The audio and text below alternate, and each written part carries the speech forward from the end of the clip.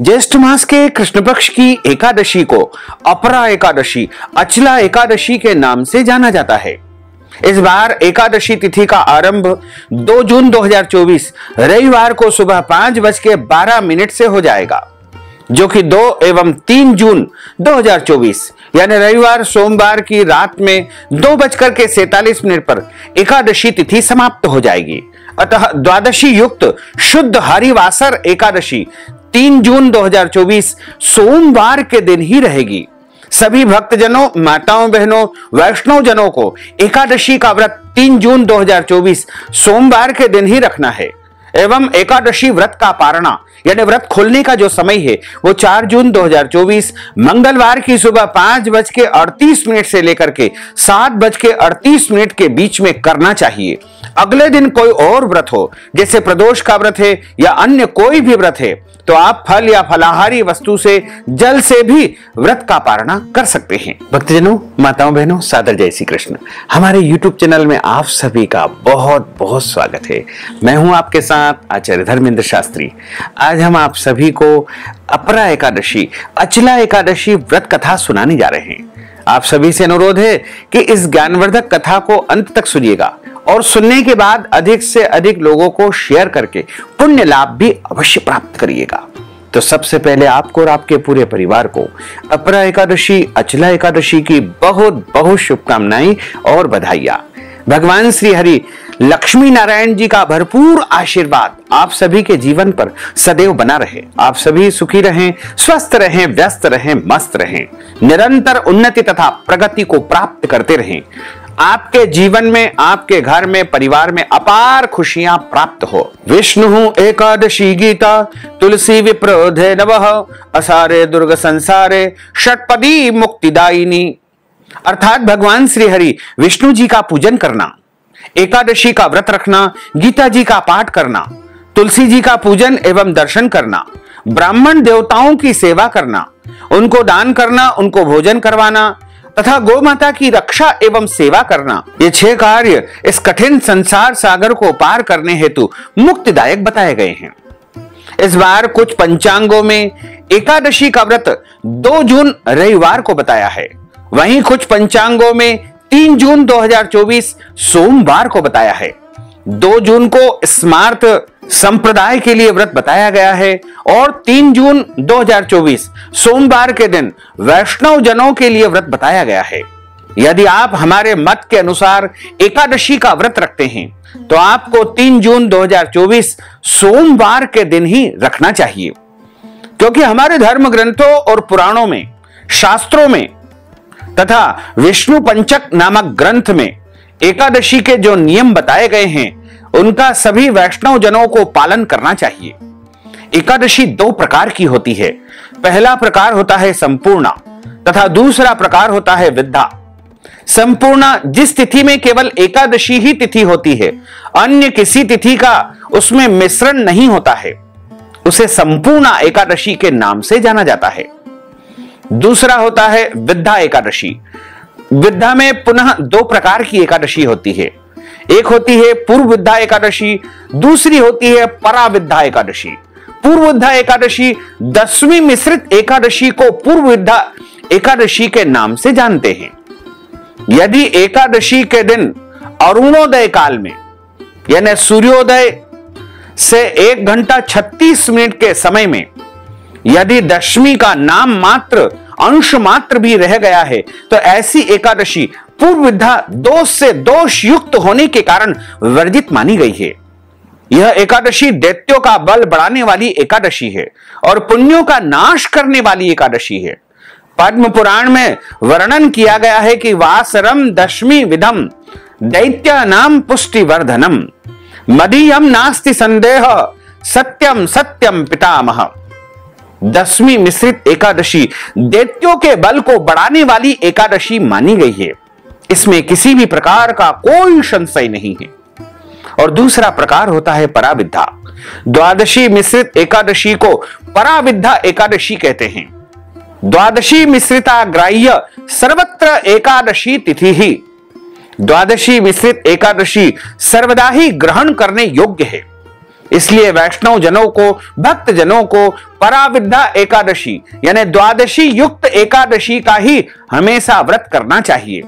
कभी भी दशमी युक्त एकादशी का व्रत नहीं करना चाहिए। द्वादशी युक्त एकादशी का व्रत करने से भक्ति में वृद्धि होती है। दशमी मिश्रित एकादशी का व्रत रखने से पुण्य का नाश होता है, पुण्य का क्षय होता है। एकादशी व्रत के विषय में पद्म पुराण में एक प्रसंग है कि जब भगवान वाराह और हिरण्याक्ष का युद्ध चल रहा था, तब भगवान नारायण के बार बार प्रयास करने पर भी हिरण्याक्ष का वध नहीं हो पा रहा था। तब भगवान ब्रह्मा जी ने भगवान नारायण से प्रश्न किया कि प्रभु, यह असुर तो आपकी दृष्टि मात्र से मृत्यु को प्राप्त हो जाना चाहिए, लेकिन ऐसा क्यों नहीं हो पा रहा है? आप इसका वध क्यों नहीं कर पा रहे हैं? आप इसे क्यों नहीं मार पा रहे हैं? तब भगवान श्री हरि बोले कि ब्रह्मा जी, शुक्राचार्य की माया से मोहित होने से कुछ ब्राह्मण दशमी युक्ता एकादशी का व्रत कर रहे हैं, क्योंकि दशमी के दिन दैत्यों की उत्पत्ति हुई थी और एकादशी के दिन देवताओं की उत्पत्ति हुई थी। इसलिए दशमी युक्त एकादशी का व्रत करने से दैत्यों का बल बढ़ता है और एकादशी जो द्वादशी युक्त होती है उसका व्रत करने से देवताओं का बल बढ़ता है। ब्राह्मणों के दशमी विद्या एकादशी का व्रत करने से राक्षसों का यानी दैत्यों का बल बढ़ रहा है और यह मृत्यु को प्राप्त नहीं हो पा रहा है। जो मनुष्य दशमी युक्ता एकादशी का व्रत करता है उसके अंदर आसुरी शक्ति बढ़ती है। इसलिए कलयुग में सब लोग मोहित होकर के दशमी विद्या एकादशी का व्रत करेंगे, इसलिए दुनिया में अशांति बनी रहेगी। जब माता सीता जी को लक्ष्मण जी वाल्मीकि ऋषि के आश्रम में छोड़ करके आए थे, तब माता सीता ने वाल्मीकि ऋषि से प्रश्न किया था कि हे ऋषिवर, मैंने अपने जीवन काल में कभी भी कोई गलत काम नहीं किया है, कोई पाप कर्म नहीं किया है, सदैव पतिव्रता रही और पति की सेवा की, फिर भी मेरे जीवन में इतने सारे कष्ट क्यों आए? तब वाल्मीकि जी ने माता सीता को जवाब दिया कि आपने कभी पूर्व जन्म में दशमी विद्या एकादशी का ही व्रत किया था। उसी दिन भगवान का पूजन अर्चन करके व्रत के नियमों का पालन किया था। इससे आपके पुण्य नहीं, आपके पाप में वृद्धि हो गई है। उसी का परिणाम आपको प्राप्त हुआ कि आपको अपने जीवन काल में बहुत सारे कष्टों को झेलना पड़ा। पुराणों में लिखा हुआ है कि दशमी विद्या एकादशी का व्रत करने से धन और पुत्र का विनाश होता है।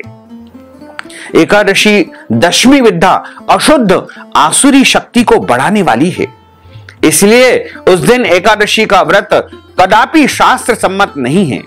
पुराणों में स्पष्ट मत मिलता है कि अगर दशमी विद्या एकादशी हो, दूसरे दिन सूर्योदय से पहले एकादशी तिथि समाप्त हो रही हो, तो द्वादशी के दिन एकादशी का व्रत करके त्रयोदशी तिथि में ही व्रत का पारणा करना चाहिए। इसमें किसी भी प्रकार का कोई दोष नहीं माना जाएगा। इसलिए सदैव द्वादशी युक्त हरिवासर शुद्ध एकादशी का ही व्रत धारण करना चाहिए। कभी भी दशमी युक्त एकादशी का व्रत बिल्कुल नहीं करना चाहिए। पूरे एक साल में 24 एकादशी आती है, लेकिन जिस साल अधिक मास या पुरुषोत्तम मास आता है उस वर्ष 2 अधिक एकादशी होती है, यानी कुल मिलाकर के 26 एकादशी आती है। प्रत्येक महीने में 2 बार एकादशी आती है, एक कृष्ण पक्ष में, दूसरी शुक्ल पक्ष में। दोनों ही एकादशियों का भिन्न भिन्न महत्व हमारे धर्म ग्रंथों तथा पुराणों में बताया हुआ है। एकादशी का व्रत भगवान श्री हरि लक्ष्मी नारायण जी का परम प्रिय व्रत है। एकादशी का व्रत करने से मनुष्यों के कई जन्मों के पाप जड़ से नष्ट हो जाते हैं तथा उनके पुण्यों का उदय होता है। जब मनुष्य के जन्म जन्मांतर के पाप नष्ट हो जाते हैं, तभी उन्हें सांसारिक एवं भौतिक सुखों की प्राप्ति होती है। जो भक्तजन माताएं बहनें एकादशी का व्रत करते हैं, उनको अपने जीवन काल में यानी कम से कम 1 वर्ष की जब एकादशी हो जाए, उसके बाद एकादशी व्रत का उद्यापन अवश्य करना चाहिए। यदि स्वयं करवा सके तो अपने घर ब्राह्मण देवता को बुला करके विधिवत पूजन अर्चन उनसे करवा करके एकादशी व्रत का उद्यापन करवाएं। यदि नहीं करवा सकते हैं तो किसी विद्वान ब्राह्मण के द्वारा देवालय में, शिवालय में, आश्रम में, मंदिर में भी आप एकादशी व्रत का उद्यापन करवा सकते हैं। और यदि आप चाहें तो हमारे माध्यम से भी एकादशी व्रत का उद्यापन हमारे मंदिर में आप संपन्न करवा सकते हैं। इस हेतु आप अपना नाम और गोत्र हमें व्हाट्सएप के माध्यम से भेजेंगे और नगद धनराशि हमारे गूगल पे, फोन पे, पेटीएम नंबर के माध्यम से भेज देंगे तो हम आपके नाम गोत्र से आपके निमित्त आपके परिवार की सुख शांति समृद्धि के लिए एकादशी व्रत का उद्यापन अवश्य ही संपन्न करेंगे।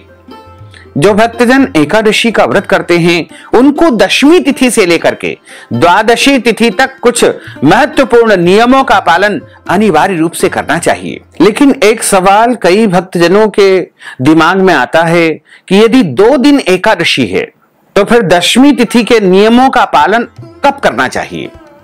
तो आपको स्पष्ट रूप से बता दें कि यदि आप सोमवार के दिन एकादशी व्रत धारण करेंगे तो आपको दशमी तिथि के सभी नियमों का पालन रविवार के दिन करना चाहिए। इस दिन आप भोजन कर सकते हैं और जो भी दशमी तिथि के नियम हैं उन सभी का निर्धारण आप उस दिन कर सकते हैं। और यदि आप रविवार के दिन एकादशी का व्रत रखेंगे तो आप दशमी तिथि के सभी नियमों का पालन शनिवार को करें। वैसे तो नियमानुसार सभी वैष्णव जनों को 3 तारीख के दिन एकादशी का व्रत धारण करना चाहिए और 2 तारीख के दिन दशमी तिथि के नियमों का पालन करना चाहिए तथा 4 तारीख के दिन एकादशी व्रत को खोलना चाहिए यानी व्रत का पारणा करना चाहिए। दशमी तिथि के दिन एक समय शुद्ध एवं सात्विक भोजन करें तथा इस दिन चावल, शहद, लहसुन, प्याज, मांस, मदिरा, मसूर की दाल, कटहल की सब्जी का उपयोग नहीं करना चाहिए। दशमी तिथि के दिन पराय अन्न अर्थात दूसरे के घर का भोजन नहीं करना चाहिए।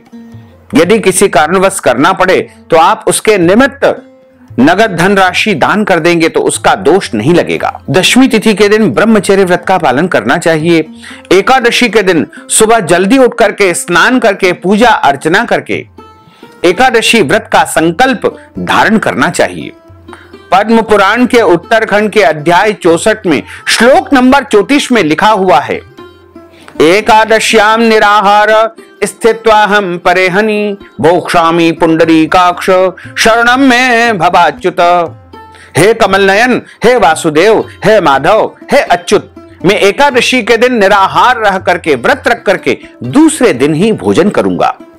इस प्रकार यदि आपने मन में निश्चय कर लिया तो भी आपको एकादशी व्रत का संकल्प हो जाएगा। लेकिन यदि आपके घर में, आपके निवास स्थान पर संकल्प करने की व्यवस्था है तो आप शुद्ध घी का दीपक जलाएं तथा पूजा स्थल पर आसन बिछाएं या पूर्व दिशा की तरफ मुंह कर ले या उत्तर दिशा की तरफ मुंह कर ले और अपने सामने पूजा की थाली में चंदन अक्षत के स्थान पर जौ तिल रखे और तुलसी जी का पत्ता रखे, पीला पुष्प रखे, दक्षिणा रखे, सुपारी रखे, शुद्ध जल हाथ में लेकर के हाथ की मुद्रा को इस प्रकार करे और हाथ के मध्य भाग में सबसे पहले जल रखे, सुपारी रखे, सिक्का रखे, पीला पुष्प रखे, तुलसी जी का पत्ता रखे, जौ तिल अक्षत के स्थान पर रख करके आपको 3 बार बोलना है, ओम विष्णवे नमः, ओम विष्णवे नमः, ओम विष्णवे नमः।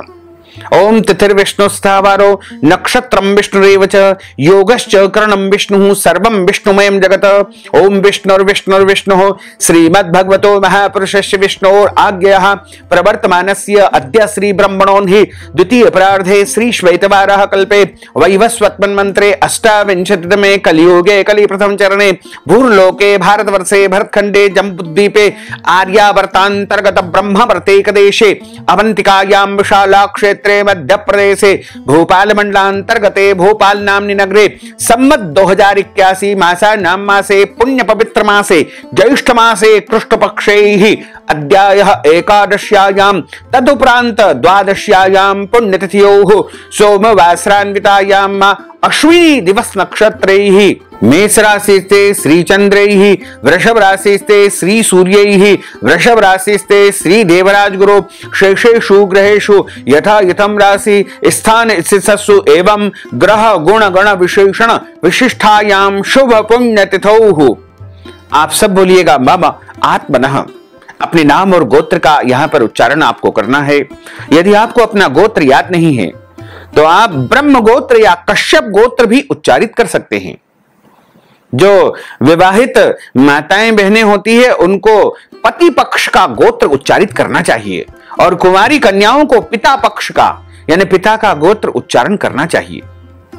अब आप बोलिएगा कि श्रुति स्मृति पुराणोक्त वैदोक्त फल प्राप्त्यर्थम मम इह जन्मनि जन्मांतरेवा सकल दुरितोपशमनार्थम आदि देविक आदि भौतिक आध्यात्मिक त्रिविध तापोपशमनार्थम वात पित्त कफ जन दोष परिहारार्थम आदित्याद्यावाहित नवग्रह देवताः प्रसन्नार्थम सर्व देवताः प्रसन्नार्थम अप्राप्त लक्ष्मी प्राप्त्यर्थम प्राप्त लक्ष्म्योष्ट चिरकाल संरक्षणार्थम सकल मन इच्छित कामना संसिद्ध्यर्थम लोके सभायाम राजद्वारे व्यापारे कृषि कार्ये सेवा कार्ये यश विजय लाभादि प्राप्त्यर्थम अद्य दिवसे ज्येष्ठ मासे कृष्ण पक्षे अपरा अचला एकादश्यायाम व्रत कर्माहम करिष्ये। संकल्प प्रभु को समर्पित करने के बाद हाथ जोड़ करके भगवान से प्रार्थना करें कि हे दीन बंधु, हे दीनानाथ, हे करुणा निधान, आज मैं अचला एकादशी अपरा एकादशी का व्रत धारण करने जा रहा हूं या करने जा रही हूं। आप मुझे पूरी शक्ति एवं सामर्थ्य प्रदान करें कि मैं पूरे विधि विधान के साथ में अपरा एकादशी अचला एकादशी का व्रत कर सकूं। और यदि मेरे द्वारा जाने अनजाने में कोई भी गलती हो जाए, त्रुटि हो जाए, तो आप अबोध बालक जान करके मुझे क्षमा दान अवश्य ही प्रदान करें। इस प्रकार आपका एकादशी का व्रत आरंभ हो जाएगा। जब हम एकादशी का व्रत प्रारंभ करते हैं तो सर्वप्रथम अपने माता पिता को, गुरुजनों को, पूज्य पुरुषों को प्रणाम करके उनका आशीर्वाद प्राप्त करें, सूर्य भगवान को अर्घ्य प्रदान करें, तुलसी जी का पूजन करें। कई लोगों ने धारणा फैला रखी है कि एकादशी के दिन तुलसी में जल नहीं देना चाहिए। यह बिल्कुल गलत है। कहीं भी ऐसा नहीं लिखा है। केवल ऐसा लिखा हुआ है कि एकादशी के दिन तुलसी जी का जो पत्ता है, यदि रविवार हो या बुधवार हो, अमावस्या हो, तो नहीं तोड़ना चाहिए। ऐसे में आप एक दिन पहले ही तुलसी जी का पत्ता तोड़ करके रख लीजिएगा। लेकिन एकादशी के दिन तुलसी जी में जल देना चाहिए। तुलसी जी का पूजन अर्चन भी आप कर सकते हैं, इसका कोई दोष नहीं लगेगा। एकादशी के दिन गौ माता का पूजन अर्चन करें। यदि संभव हो तो गौ माता को भी फल या फलाहारी वस्तु ही खिलाएं। लेकिन यदि आप गौ माता को अन्न भी खिला देंगे तो कोई दोष नहीं लगेगा। एकादशी के दिन किसी को भी चावल नहीं खाना चाहिए और चावल का उपयोग पूजन में, भोजन में, किसी भी कार्य में नहीं करना चाहिए। एकादशी के दिन किसी भी मनुष्य को अन्न नहीं खाना चाहिए और इस दिन केवल और केवल फलाहार करना चाहिए। सर्वोत्तम फलाहार गाय का दूध एवं फल माने गए हैं। इसके अलावा मूंगफली दाना, आलू, सभी प्रकार के फल, ड्राई फ्रूट्स, मखाना इत्यादि को भी फलाहार की श्रेणी में माना गया है। फलाहार में कभी भी हल्दी का उपयोग नहीं करना चाहिए। फलाहार में फलाहारी नमक का ही उपयोग करना चाहिए, सादे नमक का उपयोग नहीं करना चाहिए। चाय, कॉफी, दूध पी सकते हैं, कोई दोष नहीं लगेगा। यदि आप चाहें तो एक समय फलाहार करें, 2 समय करें, 3 समय करें, जितना चाहें फलाहार करें, लेकिन अन्न का सेवन बिल्कुल न करें। एकादशी के दिन आप खीरा ककड़ी भी खा सकते हैं।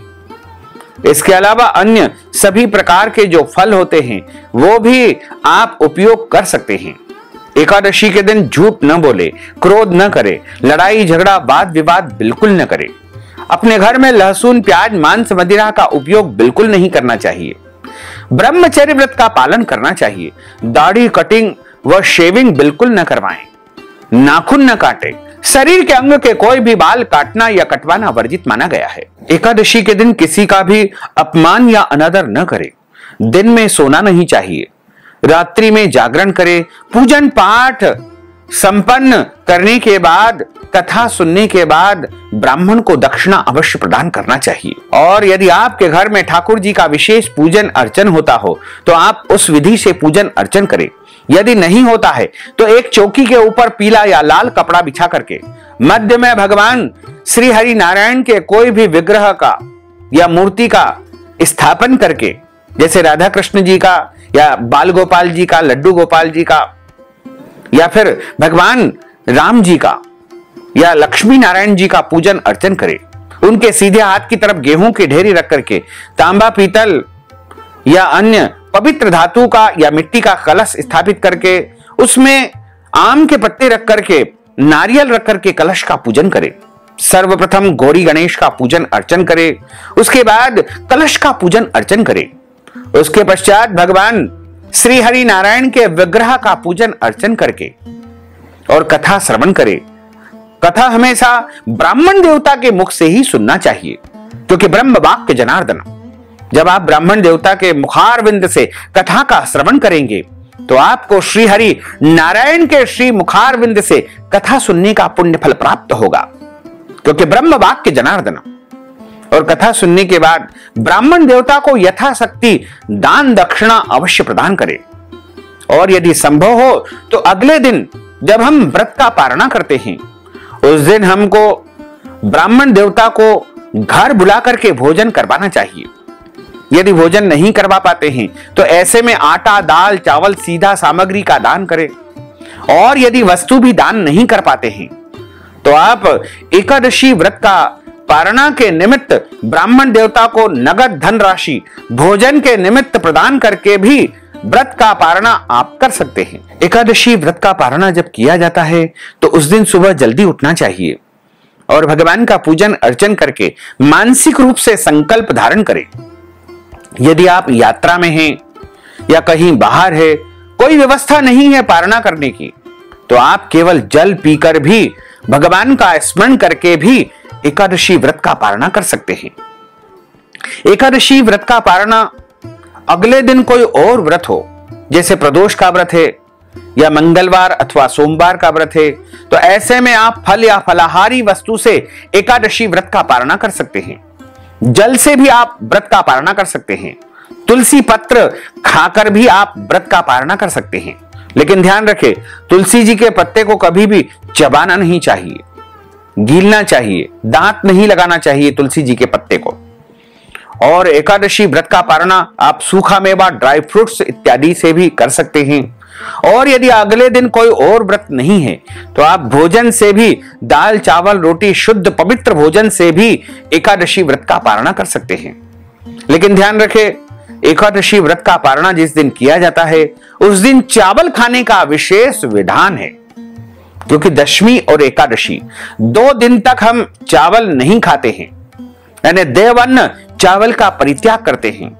ऐसे में पारणा वाले दिन हमको अनिवार्य रूप से चावल खाना चाहिए। यदि पारणा वाले दिन कोई और व्रत हो तो शाम को जब आप भोजन करें उस समय भी आप चावल का उपयोग भोजन में कर सकते हैं, इसका कोई दोष नहीं है। लेकिन ध्यान रखें, पारणा वाले दिन किसी भी मनुष्य को लहसुन, प्याज, मांस, मदिरा का उपयोग बिल्कुल नहीं करना चाहिए। साथ ही एक बात और हम आपको बता दें कि यदि आपके घर परिवार में जन्म अथवा मृत्यु का सूतक पहले से लगा हुआ है या अचानक लग जाता है तो ऐसी परिस्थिति में भी आपको एकादशी का व्रत अवश्य करना चाहिए। यदि माताएं बहनें रजस्वला धर्म, मासिक धर्म या पीरियड अवस्था में हैं तो उनको भी एकादशी का व्रत धारण करना चाहिए। लेकिन अशुद्ध अवस्था में, सूतक की अवस्था में, पीरियड की अवस्था में भगवान का स्पर्श या पूजन कार्य नहीं करना चाहिए।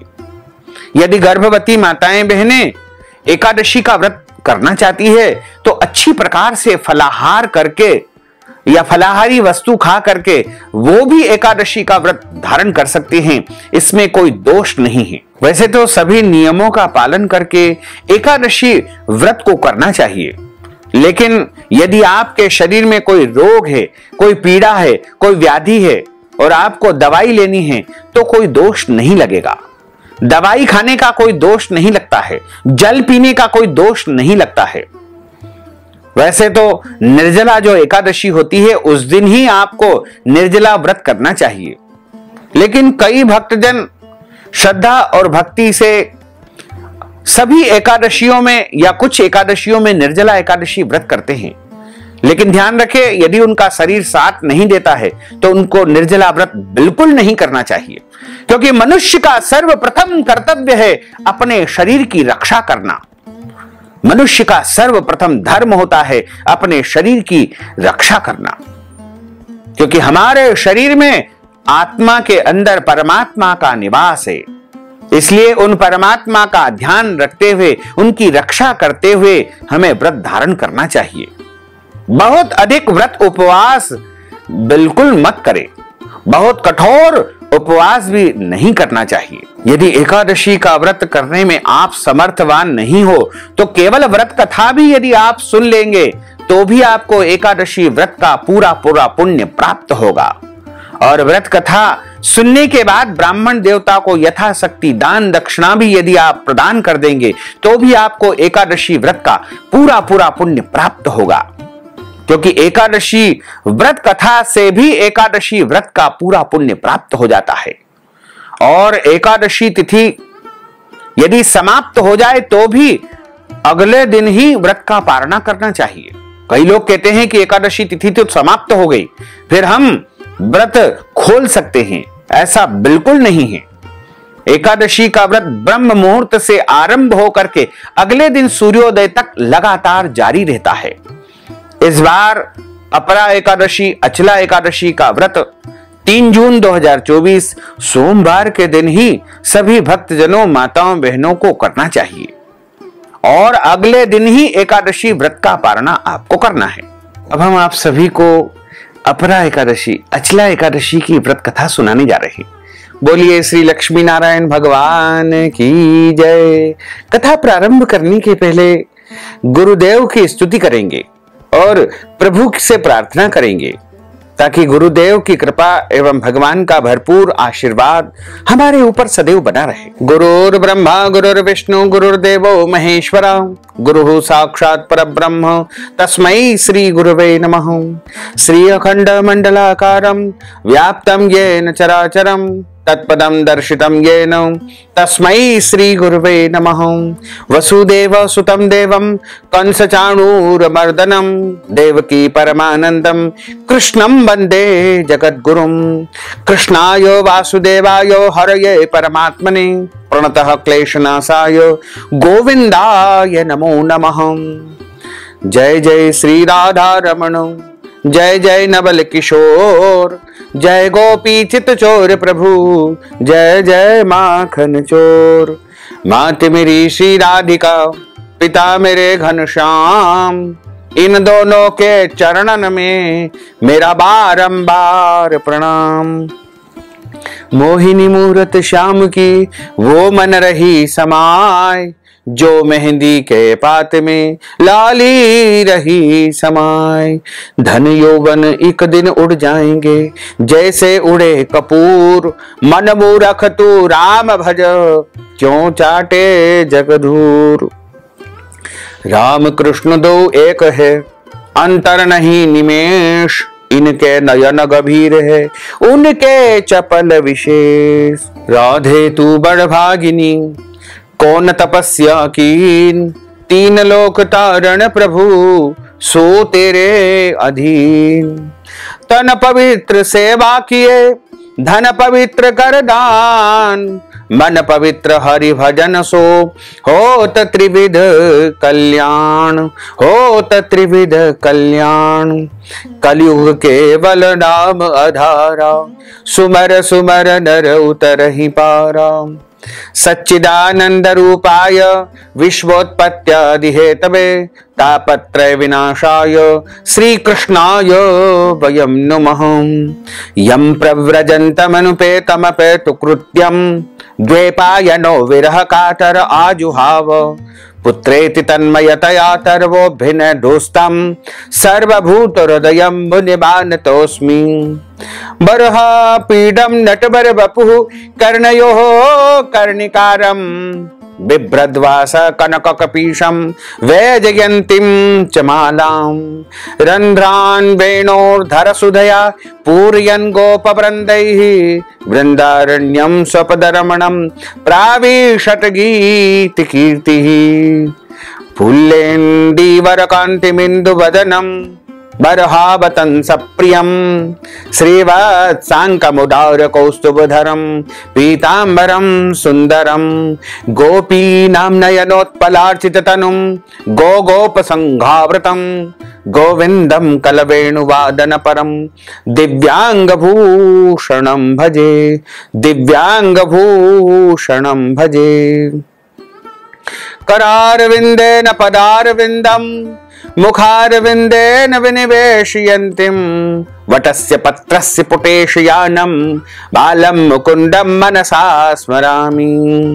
बोलिए श्री लक्ष्मी नारायण भगवान की जय, श्री द्वारकाधीश भगवान की जय, श्री वृंदावन बिहारी लाल की जय, श्री बालकृष्ण लाल की जय, श्री गिरिराज धरण की जय, श्री गोवर्धन नाथ भगवान की जय, श्री श्याम सुंदर यमुने महारानी की जय, जगत गुरु श्री वल्लभाधीश की जय, श्री गोसाई जी परम दयाल की जय, श्री गुरुदेव की जय, लाडले लाल की जय, आज के आनंद की जय। एक समय की बात है, नैमिषारण्य क्षेत्र में सोनकादिक 88,000 ऋषि बैठे हुए हैं और श्री सूत जी महाराज उन सभी को संबोधित कर रहे हैं, विभिन्न पुराणों की कथाएं सुना रहे हैं। उन 88,000 ऋषि में से एक ऋषि ने सूत जी महाराज को प्रणाम करके उनसे प्रश्न किया कि हे ऋषिवर, आपके श्री मुखारविंद से हमने अनेकों कथाओं का श्रवण किया है। आज हम आपके श्री मुखारविंद से ज्येष्ठ मास के कृष्ण पक्ष की एकादशी की व्रत कथा सुनना चाहते हैं। सूत जी महाराज कहते हैं कि आपने अति उत्तम प्रश्न किया है। मैं ब्रह्मांड पुराण में वर्णित इस कथा को आप सभी को सुनाने जा रहा हूं। सूत जी महाराज कहते हैं कि एक समय की बात है, राजा युधिष्ठिर भगवान श्री कृष्ण को प्रणाम करके कहते हैं कि हे भगवान, ज्येष्ठ मास के कृष्ण पक्ष की एकादशी का क्या नाम है तथा उसका क्या महात्म है और उसकी व्रत कथा क्या है। मैं आपके श्री मुखारविंद से विस्तार पूर्वक श्रवण करना चाहता हूं। भगवान श्री कृष्ण कहने लगे कि हे राजन, इस एकादशी को अचला एकादशी, अपरा एकादशी दो नामों से पुकारा जाता है। ब्रह्मांड पुराण के अनुसार ज्येष्ठ मास के कृष्ण पक्ष की एकादशी अपरा एकादशी है, क्योंकि यह एकादशी मनुष्य के जीवन में अपार सुख, शांति, समृद्धि एवं धन देने वाली है। जो मनुष्य इस व्रत को विधि विधान से करते हैं वे इस संसार में प्रसिद्ध हो जाते हैं, अपार सुख, शांति, समृद्धि को प्राप्त करते हैं। इस दिन भगवान त्रिविक्रम की पूजा की जाती है। अपरा एकादशी व्रत के प्रभाव से ब्रह्म हत्या, भूत योनि, दूसरे की निंदा आदि सब के सब पाप नष्ट हो जाते हैं। इस व्रत को करने से पर स्त्री गमन, झूठी गवाही देना, झूठ बोलना, झूठे शास्त्र पढ़ना या बनाना, झूठा ज्योतिषी बनना या झूठा वैद्य बनना आदि सारे पाप नष्ट हो जाते हैं।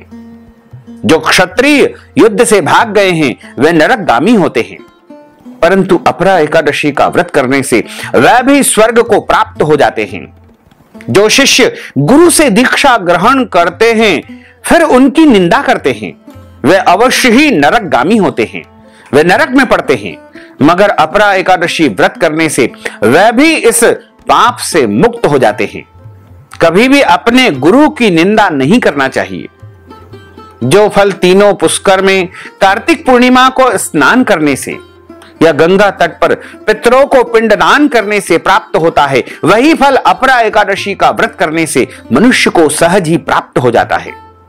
मकर राशि में जब सूर्य देव विराजित होते हैं, ऐसे शुभ समय में तीर्थराज प्रयागराज में स्नान करने से, शिवरात्रि का व्रत करने से, सिंह राशि के बृहस्पति में गौमती नदी में स्नान करने से, कुंभ राशि में जब सूर्य रहते हैं ऐसे शुभ समय में केदारनाथ के दर्शन करने से या बद्रीनाथ के दर्शन करने से, सूर्य ग्रहण में कुरुक्षेत्र के स्नान से, स्वर्ण दान करने से अथवा अर्ध प्रसूता गौदान से जो फल मिलता है वही फल अपरा एकादशी के व्रत से मनुष्य को सहज ही प्राप्त हो जाता है। यह व्रत पाप रूपी वृक्ष को काटने के लिए कुल्हाड़ी के समान माना गया है। पाप रूपी ईंधन को जलाने के लिए अग्नि, पाप रूपी अंधकार को मिटाने के लिए सूर्य के समान, मृगों को मारने के लिए सिंह के समान। अतः मनुष्य को पापों से डरते हुए अपरा एकादशी का व्रत अवश्य करना चाहिए। अपरा एकादशी का व्रत तथा भगवान का पूजन करने से मनुष्य सभी पापों से छूट करके भगवान श्री हरि विष्णु के लोक को, वैकुंठ लोक को, परम धाम को प्राप्त हो जाता है और मनुष्य को इस संसार में धर्म, अर्थ, काम और अंत समय में मोक्ष पद की प्राप्ति होती है। भगवान श्री कृष्ण कहते हैं कि इस एकादशी की जो प्रचलित कथा है, लौकिक कथा है, उसमें बताया गया है कि प्राचीन काल में महिध्वज नामक एक धर्मात्मा राजा था। उसका छोटा भाई वज्रध्वज बड़ा ही क्रूर, अधर्मी तथा अन्यायी था। वह अपने बड़े भाई से दुश्मनी रखता था, द्वेष रखता था। उस पापी ने एक दिन रात्रि में अपने बड़े भाई की हत्या करके उसकी देह को एक जंगली पेड़ के नीचे गाड़ दिया। इस अकाल मृत्यु से राजा प्रेतात्मा के रूप में उसी पीपल पर निवास करने लगा और अनेक प्रकार के उत्पात करने लगा। एक दिन अचानक धौम्य नामक ऋषि वहां से गुजर रहे थे। उन्होंने उस प्रेत को देखा और तपोबल से उसके अतीत को जान लिया। अपने तपोबल से प्रेत उत्पात का कारण उन्होंने समझा। ऋषि ने प्रसन्न होकर के उस प्रेत को पीपल के पेड़ से उतारा तथा परलोक विद्या का उपदेश दिया। दयालु ऋषि ने राजा की प्रेत योनि से मुक्ति के लिए स्वयं ही अपरा एकादशी, अचला एकादशी का व्रत किया और उसे अगति से, अधोगति से छुड़ाने के लिए सारा एकादशी का पुण्य उसे अर्पण कर दिया। इस पुण्य प्रताप के प्रभाव से राजा की प्रेत योनि मुक्त हो गई और वह ऋषि वर को प्रणाम करके धन्यवाद देता हुआ दिव्य देह को धारण करके पुष्पक विमान में बैठ करके परम धाम को, स्वर्ग धाम को चला गया। भगवान कहते हैं कि हे राजन, यह अपरा एकादशी की कथा मैंने लोक हित के लिए आपको सुनाई है। इसे सुनने अथवा पढ़ने से मनुष्य के सारे पाप नष्ट हो जाते हैं, इसमें किसी भी प्रकार का कोई संशय नहीं है। बोलिए श्री लक्ष्मी नारायण भगवान की जय। अच्युतम केशवम राम नारायणम कृष्ण दामोदरम वासुदेवम हरे श्रीधरम माधवम गोपिका वल्लभम श्री जानकी नायकम श्री रामचंद्रम भजे। जानकी मनोहरम सर्वलोक नायकम श्री शंकरादि सेवितम पुण्य नाम कीर्तनम श्री राम राम राम राम राम राम तायकम। रामा कृष्ण वासुदेवा भक्ति मुक्तिदायकम। रामा कृष्ण वासुदेवा भक्ति मुक्तिदायकम। हरे राम राम राम हरे हरे, हरे कृष्ण कृष्ण कृष्ण हरे हरे। श्री कृष्ण गोविंद हरे मुरारे। है नाथ नारायण वासुदेवा, है नाथ नारायण वासुदेवा, है नाथ नारायण वासुदेवा, है नाथ नारायण वासुदेवा। अब हम सभी मिलकर के प्रभु की आरती का गायन करेंगे। ओम जय जगदीश हरे, स्वामी जय जगदीश हरे। भक्त जनों के संकट, दास जनों के संकट क्षण में दूर करे। ओम जय जगदीश हरे। जो ध्यावे फल पावे, दुख बिन से मन का। स्वामी दुख बिन से मन का। सुख संपत्ति घर आवे, सुख संपत्ति घर आवे। कष्ट मिटे तन का। ओम जय जगदीश हरे। मात पिता तुम मेरे, शरण गहूं में किसकी। स्वामी शरण गहूं में किसकी। तुम बिना और न दूजा, प्रभु बिना और न दूजा। आस करूं मैं किसकी। ओम जय जगदीश हरे। तुम पूर्ण परमात्मा, तुम अंतरयामी। स्वामी तुम अंतरयामी। पार ब्रह्म परमेश्वर, पार ब्रह्म परमेश्वर। तुम सबके स्वामी। ओम जय जगदीश हरे। तुम करुणा के सागर, तुम पालन करता। स्वामी तुम पालन करता। मैं सेवक तुम स्वामी, मैं सेवक सेवक तुम स्वामी, कृपा करो भरता। ओम जय जगदीश हरे, तुम हो एक अगोचर सबके प्राणपति, स्वामी सबके प्राणपति। किस विध मिलहूँ दयामय, किस विध मिलहूँ दयामय, तुमको मैं सुमति। ओम जय जगदीश हरे, दीन बंधु दुख हरता, तुम ठाकुर मेरे, स्वामी तुम रक्षक मेरे। अपने हाथ उठाओ, अपनी शरण लगाओ, द्वार पड़ा तेरे। ओम जय जगदीश हरे, विषय विकार मिटाओ, पाप हरो देवा, स्वामी पाप हरो देवा। श्रद्धा भक्ति बढ़ाओ, श्रद्धा प्रेम बढ़ाओ, संतन की सेवा। ओम जय जगदीश हरे, तन मन धन सब कुछ है तेरा, स्वामी सब कुछ है तेरा। तेरा तुझको अर्पण, प्रभु जी को अर्पण, क्या लागे मेरा। ओम जय जगदीश हरे, पूर्ण ब्रह्म की आरती जो कोई नर गावे, स्वामी जो कोई नर गावे। कहत शिवानंद स्वामी, जपत हर हर स्वामी, मन वांछित फल पावे। ओम जय जगदीश हरे, जय जगदीश हरे, स्वामी जय जगदीश हरे, मोहन जय जगदीश हरे। भक्त जनों के संकट, दास जनों के संकट, बंसी वाला दूर करे। ओम जय जगदीश हरे, कर्पूर गौरम करुणावतारम, संसार सारम, भुजगेंद्रहारम, सदा वसंतम हृदयारविंदे, भवम भवानी सहितम नमामि। मंदार मालांकुलितालकाये, कपाल मालांकित शेखराये, दिव्यांबराये च दिगंबराये, नमः शिवाये च नमः शिवाये। आरार्तिक्यं समर्पयामि, नमो नमः। अथ मंत्र पुष्पांजलिः। हरिः ओम। यज्ञेन यज्ञमय जन्त देवास्तानि धर्माणि प्रथमान्यासन्न, तेह नाकं महिमानः सचन्त्र यत्र पूर्वे साध्याः सन्ति देवाः। ओम राजाधिराजाय प्रसय्य साहिने, नमो वयं वै श्रवणाय कुर्महे समे कामान् कामकामाय, मह्यं कामेश्वरो वै श्रवणो दधातु। कुबेराय वै श्रवणाय महाराजाय नमः। ओम स्वस्ति साम्राज्यं भोज्यं स्वराज्यं वैराज्यं पारमेष्ठ्यं राज्यं महाराजपातिपत्यमय्यं समन्तपर्यायै स्यात् सार्वभौमः सर्वायुष अन्तार्धा परार्धात् पृथिव्यै समुद्रपर्यन्ताय। एकराडिति तदप्येष श्लोकोऽभिहितो मरुतः, परिवेष्टारो मरुतस्यावसान् गृहे आविक्षितस्य काम प्रेर्विश्वे देवा सभा सदेति। ओम विश्व तच्चक्षुरुत विश्रुतो मुखो विश्रुतो बाहुरुत विश्वस्मात् संबाहुभ्यां धमति संपतत्रेर्द्या वा भूमिं जनयन् देवैकः।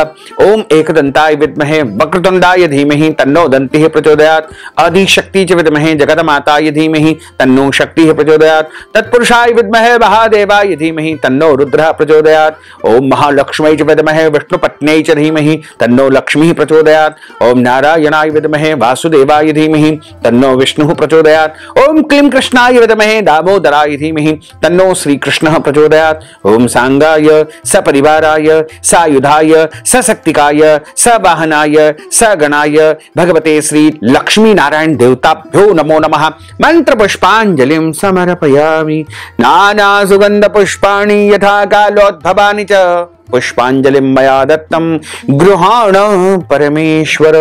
अथ मंत्र पुष्पांजलिं समर्पयामि। नमो नमः। क्षमा प्रार्थना। मंत्रहीनं क्रियाहीनं भक्तिहीनं सुरेश्वर, यत्पूजितं मया देवः परिपूर्णं तदस्तु मे।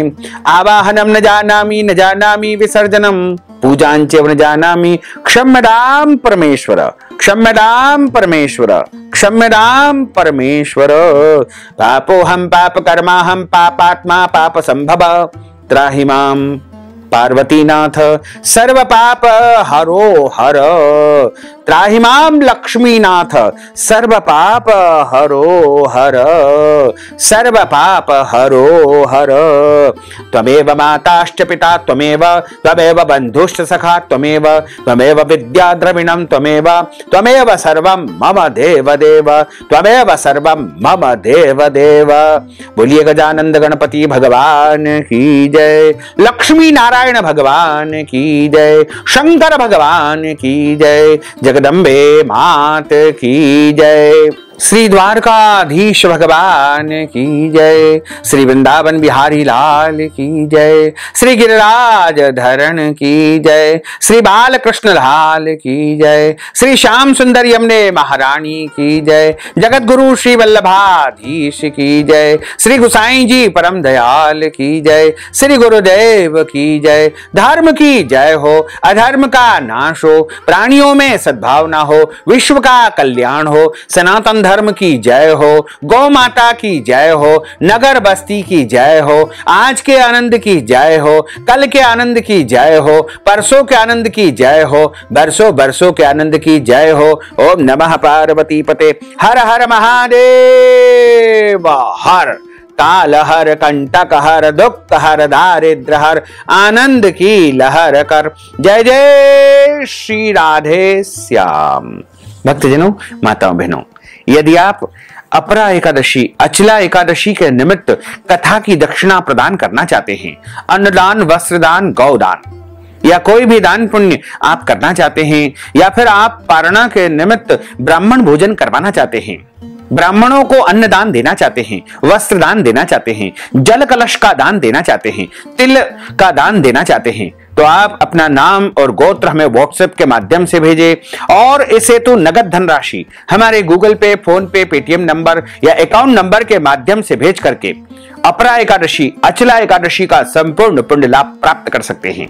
साथ ही आप सभी से अनुरोध है कि हमारे इस ज्ञानवर्धक वीडियो को अधिक से अधिक लोगों को शेयर करिएगा और कमेंट बॉक्स में प्रभु का नाम अवश्य लिख दीजिएगा, लाइक कर दीजिएगा, और यदि अभी तक आपने सब्सक्राइब नहीं किया है तो अभी और इसी समय सब्सक्राइब कर लीजिए, बेल आइकन यानी घंटी का निशान को क्लिक कर दीजिए ऑल पर क्लिक करके, ताकि इसी प्रकार की ज्ञानवर्धक वीडियो आपको सबसे पहले प्राप्त हो सके। आपको और आपके पूरे परिवार को सादर जय श्री कृष्ण, सादर धन्यवाद।